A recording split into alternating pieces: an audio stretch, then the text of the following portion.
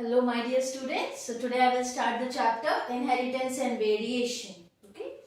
Now what is this inheritance? The process by which characters pass from one generation to the next generation. And what is heredity? The inheritance or the transfer of characters from parents to offspring is called heredity. Now the inheritance is the process and heredity is the transfer. Now variations. The offsprings of the same parents resemble one another as well as to their parents, yet there are differences among them, and those differences are called variations. So these are the few important terms. You should know what is inheritance, heredity and variation. Now who is the father of genetics? That is Mendel. Now what happened? I will tell you a little very small story about the Mendel.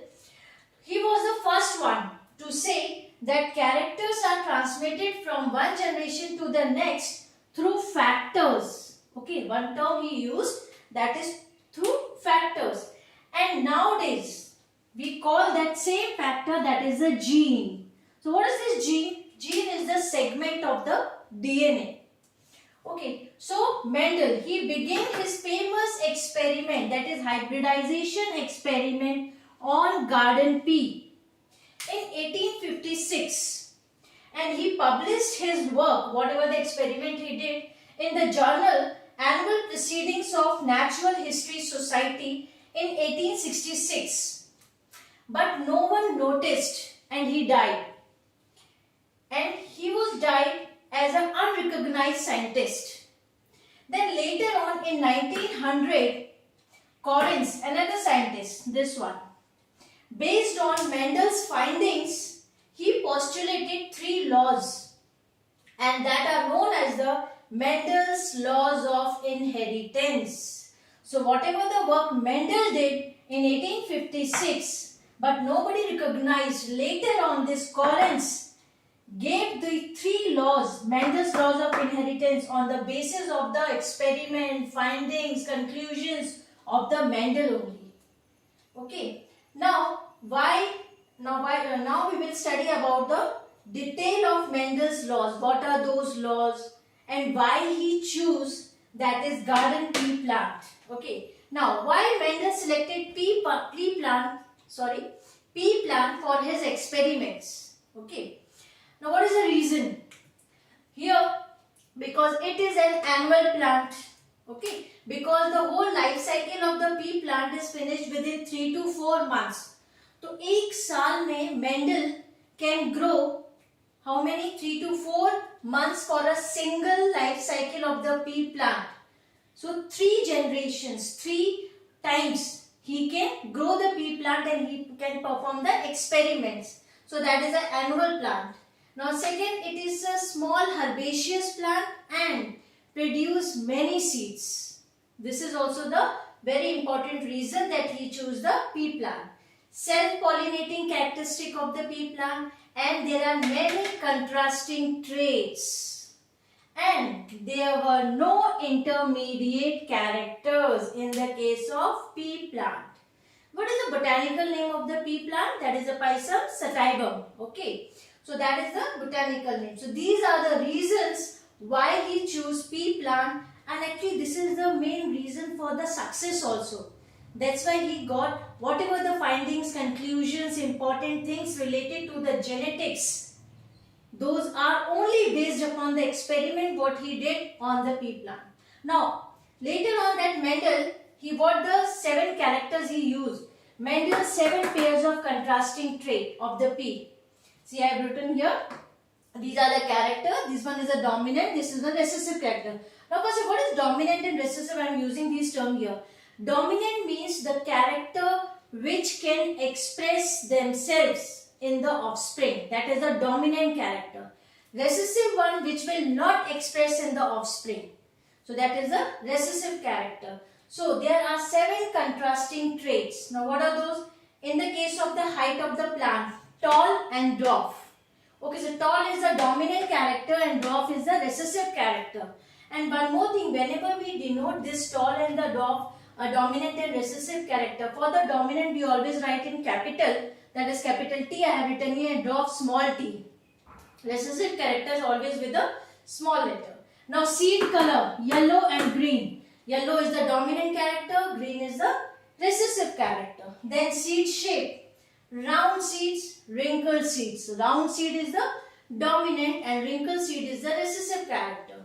Pod color, green and yellow. So green is dominant, yellow one is recessive. And here one more thing you can see, whatever the alphabet we are taking, that alphabet we are taking from the dominant character. Tall T, small t, yellow, Y, here green but small y. Okay. Then pod shape, inflated and constricted. So inflated is the dominant character. So I have taken capital I, here the small I. Fine. Flower position, axil and the terminal position.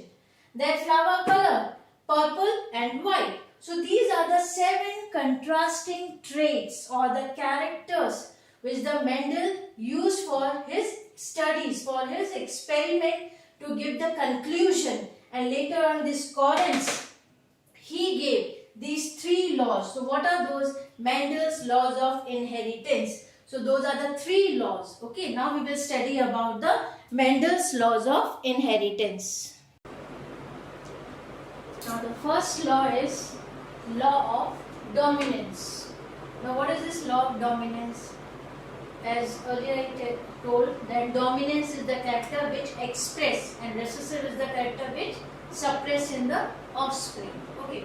Now to explain the law of dominance, the first law of Mendel, we have to do monohybrid cross. Monohybrid cross, first I will explain this cross, then we will come to the conclusion that what the law indicates.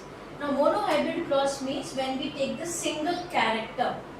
Okay. So here we have taken the character that is the plant height, tall and dwarf. So pure homozygous parent of tall, and this is the dwarf character, parents. Then we have taken out the gametes and then the fertilization takes place. Now here after the fertilization you can see in F1 generation, that is the first filial generation, we got the genotype that capital T and small t. But here you will see that all the plants are tall. Why? Because what happened? There is a dominant character is present. The gene for the dominant character. So in the first generation only one character expressed, that is the dominant character, that is the tallness of the plant. Fine. Now for the second generation, self-pollination, again we got the parents, that is the, now this one is a hybrid, heterozygous condition, okay. Then we have taken out the gametes and here is the F2 generation in the Punnett square or checkerboard, okay. Now here I have written the gametes and we have taken out the offspring, 4 offsprings are here. You can see the first one capital T both. In the second one, capital T and small t. Here also capital T, small t and small t. Both small t in the last box. Now, when we have taken out the phenotypic and genotypic ratio. Now, what is this phenotypic and genotypic?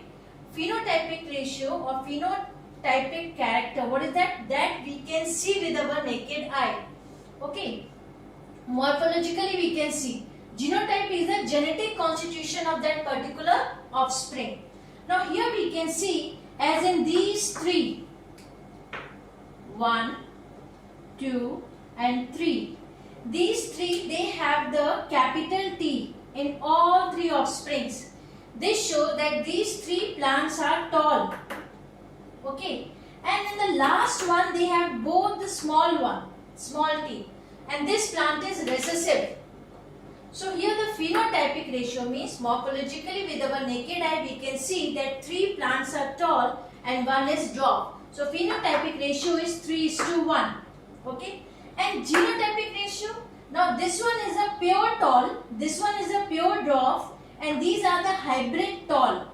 You can see here because genetically you can see the constituent capital T and small t, capital T and small t. So these 2 are what? Hybrid tall. So that's why 1:2:1. 1 is pure tall, 1 is pure dwarf and 2 is the hybrid tall. So this is the genotypic ratio. So here what we have seen In the F1 generation, only one character express, and this character here, in this case plant height, that is the tallness of the plant. But in the F2 generation, the recessive character also express with the dominant one. So here I have given the ratio. Now come back to what this law of dominance indicate. Now in a cross between two organisms, pure for any pair of contrasting character, the character that appears in F1 generation is called dominant character, and the one which suppressed is called recessive. So in F1 generation, which character is expressing the tallness? So tallness is the dominant character, and which will not express or that will suppress, that is called the recessive one. So this is the law of dominance. Okay, and whenever we want to explain the first law, we have to do monohybrid cross. Okay, now come to the second law, that is the law of segregation. Now what is this law of segregation? And this law is also called as purity of gametes. Now I think you got the idea what this law indicates, isn't it? Now here, members of allelic pair in a hybrid remain together without mixing with each other and separate or segregate during the gamete formation. Now this means that gametes receives only one of the two factor, and that which factor they receive are pure for a given trait. Okay, how? Just see, if I will tell you, pair in a hybrid condition is this, fine. Now if we take out the gamete of this hybrid, what will be the gametes? One this one and another this. These two gametes we will get from this hybrid plant. Fine. Now here you can see in the hybrid plant, they remain together without mixing, and they will separate during gamete formation. So gamete formation, to separate, we got it. They separated from each other. And here we can see that each gamete will receive only one factor from these two, and that is the pure. So this gamete is pure for tallness, this gamete is pure for dwarfness. That's why this is also known as law of purity of gametes. So this is the second law, that is law of segregation. So during the formation of the gametes, they will separate the factors, and that's why the gametes are pure for a particular trait. Right? Now come to the last law, that is a law of independent assortment. Okay. Now what is this? First of all, before going to the conclusion, I will explain. And here, as I said, law of dominance, first law is explained with the help of monohybrid cross. Now this third law, that is the law of independent assortment, is explained with the help of dihybrid cross. Now what is this dihybrid? Dihybrid, when we take the two contrasting traits, okay, two characters for the crossing. So that is called dihybrid cross. Here we have taken round and yellow seed, okay, and wrinkle and green seed, means the seed color and seed shape. These two characters we have taken here for the cross to explain the law of independent assortment. So here you can see these one, the first round yellow, this is wrinkle and green. Pure, that is round and yellow, this one is pure for the wrinkle and green character. Now the gametes I have taken out, capital R, capital Y, here the small r and small y. Then fertilization in the F1 generation, that is the first filial generation. What is the character we can see morphologically? That is all seeds are round and yellow. In the first generation, all seeds are round and yellow. Fine. Now, after that, for the F2 generation, we have done the self-pollination on selfing. Again, we got the parents. Now here, these are the pure parents, but here the heterozygous condition, hybrid parents are there. Then we have taken out the gametes, 4 gametes of each. Now F2 generation, again I have drawn the checkerboard or the Punnett square. Then I have written the gametes and I have written the offsprings also. Now how many offsprings are here? 16, isn't it? Now here, when we have taken out the offspring and when we have seen the characters, we come to the conclusion that phenotypic ratio in the case of dihybrid cross is 9:3:3:1. Now what is this? 9 offsprings. They are round and yellow. Okay. 3 offsprings. They are wrinkled and yellow. And another 3, they are round and green. And the last only 1, that is a wrinkled and green offspring. So the 4 types of characters we got in the offspring. Fine. What are those? Round and yellow, wrinkle and yellow, round and green, and wrinkle and green. In the parents we have taken round yellow together, wrinkle green together. Fine. Here in the after the offsprings you can see 2 more new combinations we got. What is that? Wrinkle and yellow, round and green. Mix. Fine. Now here this indicates that whatever the characters we have taken in the parents, they are present there but they are not depending upon each other for the expression. Means round character is not depending upon the yellow one to express in the offspring. So round maybe that will come with a green also. Yellow that maybe come with wrinkled also. So this indicates the law of independent assortment. See, characters are not depending upon the others for the expression. Now I will read out the statement. And before that, phenotypic ratio I said 9:3:3:1.